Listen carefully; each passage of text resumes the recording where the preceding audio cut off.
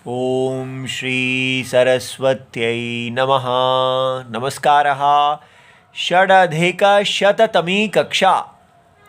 विषय कारक हमारे चल रहे हैं। अभी हम सप्तमी विभक्ति पे हैं और आज का सूत्र है यतश्च निर्धारणम 2-3-41। इन सूत्र को अष्टाध्यायी जी में देखा जाता है। दूसरा अध्याय तीसरा पाद है और इसमें अनभिहिते का अधिकार है जो पूरे तीसरे पाद में जाता है। इसी पाद में सारी विभक्तियों के सूत्र दिए गए हैं और इसमें हम अपना सूत्र देख रहे हैं। ये सूत्र है 2-3-41 यतश्च निर्धारणम और इसमें हमारी अनुवृत्ति का सूत्र है सप्तमी अधिकरणे च, यहाँ से सप्तमी आएगी और षष्ठी च अनादरे, यहाँ से षष्ठी आएगी। ठीक है, इस प्रकार ये हमारे सारे शब्द पूरे हो जाएंगे। अब हम सूत्र देखते हैं।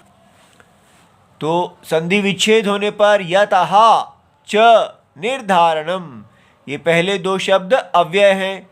जिससे निर्धारणम, ठीक है। तो अब देखते हैं शब्द अर्थ।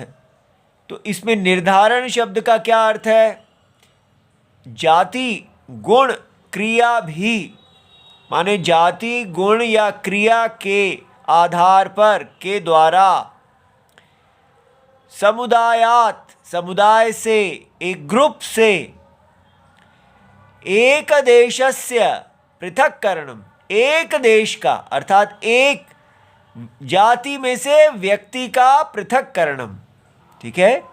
और इसी प्रकार गुण, अनेक गुण हैं उसमें से एक गुण का पृथक्करणम, अनेक क्रिया है उसमें से एक क्रिया का पृथक्करणम। ये तीनों हमें उदाहरण में समझ में आएगा। ठीक है। तो इस प्रकार ये व्युत्पत्ति है। बहुतों में से एक को विशिष्ट करना या पृथक करना, उसको निर्धारण करना कहते हैं। अच्छा, अब वृत्ति यतः, यतः माने यस्मात् समुदायात्। ठीक है, जिस समुदाय से निर्धारणम ततः षष्ठी सप्तम्यौ विभक्ति भवतः। तो जिस समुदाय से निर्धारण किया जाता है उससे षष्ठी या सप्तमी, इन दोनों में से दोनों हो सकती हैं, विभक्तियां होती हैं। ठीक है। तो भवती ने लिखा भवतः कर दिया। और विभक्ति मति, मतिहि, मति, प्रथमा विभक्ति द्विवचनम, यहाँ भी प्रथमा विभक्ति द्विवचनम। उदाहरण, तो अब पहले जाति का उदाहरण लेते हैं। देखो, मनुष्या नाम, सारे मनुष्य हैं, उनकी अनेक जातियां होती हैं। ठीक है। तो ब्राह्मण, क्षत्रिय, वैश्य इत्यादि सभी मनुष्य हैं, मनु के ही पुत्र हैं। तो उनमें से अब क्षत्रिय को पृथक कर लिया, अलग किया। तो मनुष्या नाम क्षत्रियः शूरतमः या मनुष्येषु क्षत्रियः शूरतमः, अर्थात मनुष्यों के, इसको उदाहरण जैसे ऐसा करेंगे मनुष्यों का क्षत्रिय, तो अर्थ नहीं बनता। तो जब अर्थ लेना है तो इसमें मध्य लगा लेना चाहिए। मनुष्यों के बीच में, मनुष्या नाम मध्य, क्षत्रिय सबसे अधिक शूरवीर होता है, बहादुर होता है। ठीक है। आप कहेंगे ये क्या बात है, इसको तो कैसे माना जा सकता है? तो ये शास्त्र में प्रमाण है कि जो व्यक्ति इस प्रकार के विशेष गुणों से जन्म लेता है वो क्षत्रिय जो है वो धर्म रक्षा के लिए सबसे योग्य होता है, भगवान विष्णु की भुजा होती है। ठीक है। तो इसलिए ये शास्त्र प्रमाण है। अच्छा जी, फिर है गुण। गुण से देखा जाए तो गवाम कृष्णा संपन्न क्षीरतरा। तो अब गायों की जाति है, लेकिन उस जाति में से हमने गुण के आधार पर अलग किया। ठीक है। तो क्या हुआ? गायों के बीच में, गवाम मध्य, कृष्णा काली गाय उत्तम और खूब दूध देने वाली होती है। ठीक है, तो यहाँ पर गाय गवाम के बजाय गोशु भी लगा सकते हैं, सप्तमी। ठीक है, गोशु कृष्णाम संपन्न क्षीरतरा। अब है क्रिया के द्वारा हम अलग कर रहे हैं। अध्वगानाम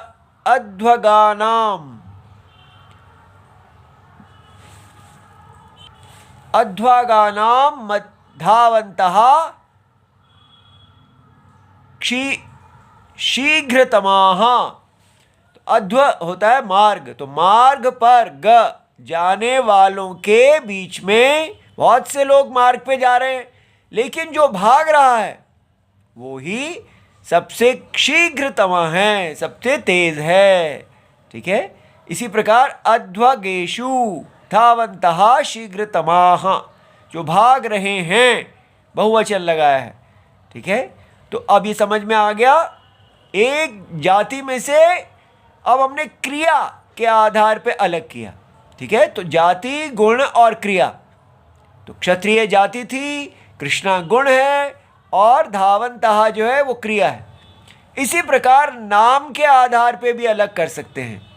जैसे वेदानां सामवेदोऽस्मि, देवानामस्मि वासवः, इंद्रियाणां मनश्चास्मि, भूतानामस्मि चेतना। तो भगवत गीता जी का जो 10वां अध्याय है उसमें बहुत से आपको उदाहरण मिल जाएंगे, 20-25, जिसमें सब में ये षष्ठी लगी है।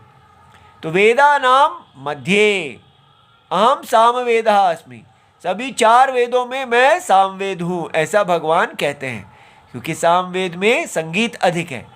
देवानाम अस्मि वासवः, सभी देवताओं में, 33 देवताओं में मैं इंद्र हूँ।